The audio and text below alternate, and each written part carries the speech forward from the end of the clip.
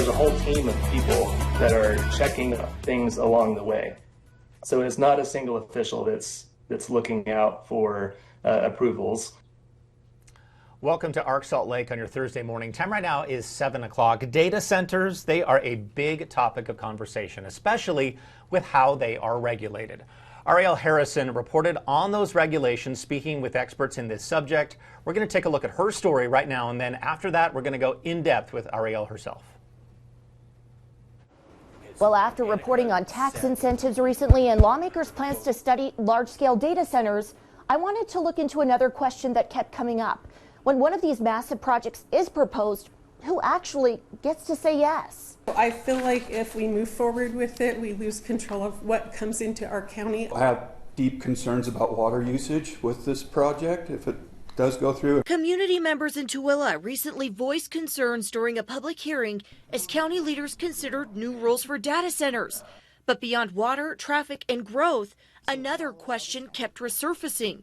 Who is actually making the decision? What do you understand about that process in general? Who is approving these data centers? I'm not aware of any instance where a single official is giving approval for these kinds of projects. Dr. Robert Sobey is a civil engineering professor at BYU who studies infrastructure and land development. He says who has authority depends on where the project is proposed. Inside city limits, the city generally leads the process.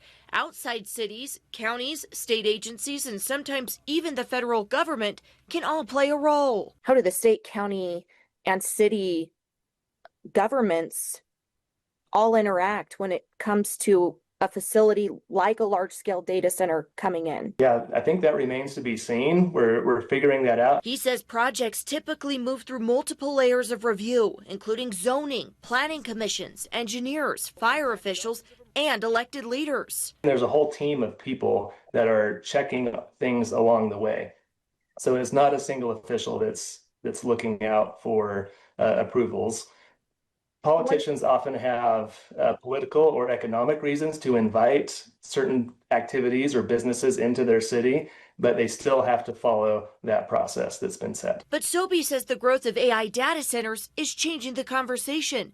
These facilities are larger, use more resources, and don't always fit into rules written for traditional industrial development. We will have to be deliberate about that to classify these data centers, and especially hyperscale AI data centers, as a different kind of activity or entity than we're used to. A lot of the existing policy captures them under kind of large industrial users like factories or other activities like that. But I think they're distinct enough and impactful enough that they should be defined on their own, and states are moving in that direction. That's one reason Utah lawmakers recently voted to open a bill file to define what a large-scale data center is.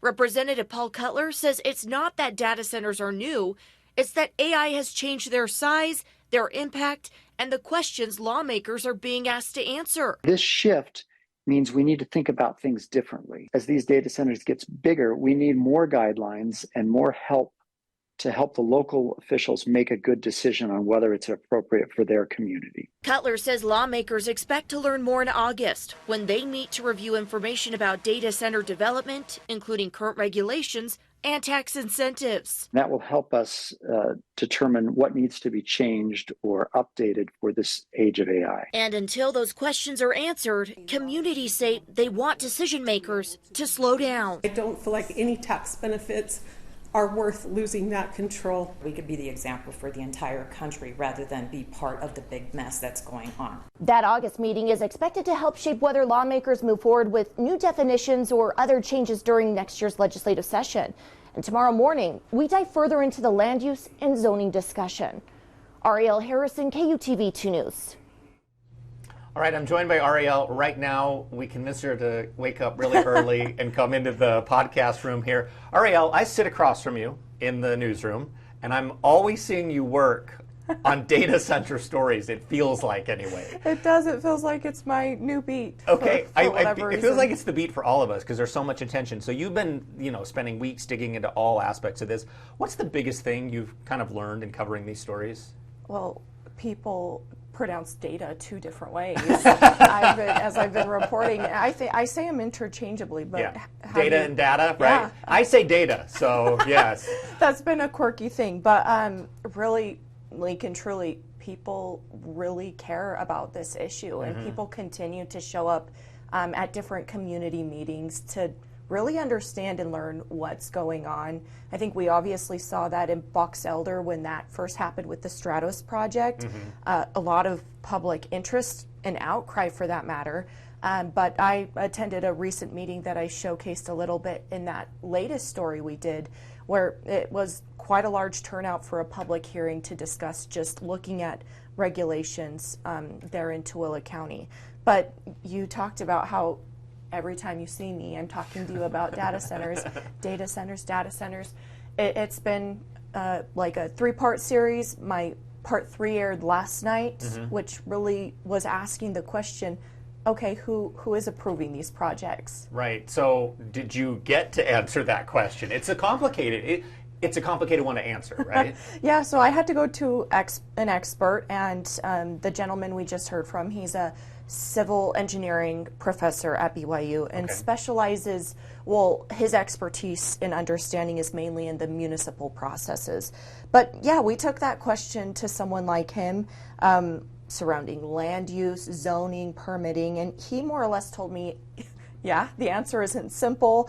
It's no one person. It goes through a lengthy process depending on where a project is proposed, and then we'll go through so many different reviews, and typically always will include public input, hearings. There always has to be notification, and that's what we just saw in Tooele. I was at a community meeting where it was interesting. Commissioners were saying, we're not answering questions tonight, we're just hearing kind of your thoughts, your concerns. And there were a lot of concerns. I'm sure there were. Lawmakers are certainly paying attention, and I think they realize there are some electoral consequences with what we saw in the Box Elder case. Well, exactly, yeah. We had this government entity that came in, some lawmakers involved with that, and when the election came and went, I've heard numerous people talk about, hey, there were elections or campaigns that didn't advance, and felt the Stratos project specifically played such a big role and piece in, again, the public outcry we saw of people who felt that that process just was essentially sidelined, and that the project was already here, and people were suddenly saying, hey, wait, what's going on? What's coming here? From what I've learned about that project and just the little reporting I've done on Stratos specifically, was that facility is massive. The experts I spoke with in the early reporting on that were talking about that place would need its own power grid. It's going to be so massive. And so lots of concern there. And in the time I've been reporting on this series, we started looking at tax breaks because there was a watchdog group that said, hey, other states are losing big time, like up into the billions when it comes to tax breaks and data facilities.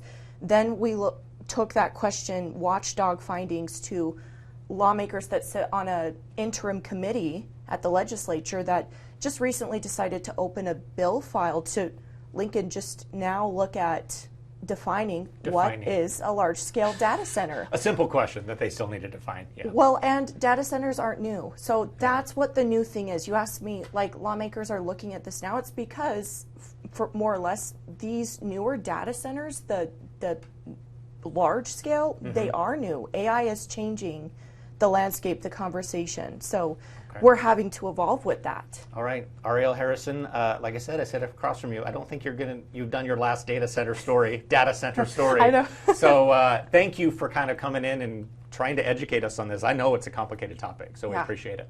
Thank you. All right, remember.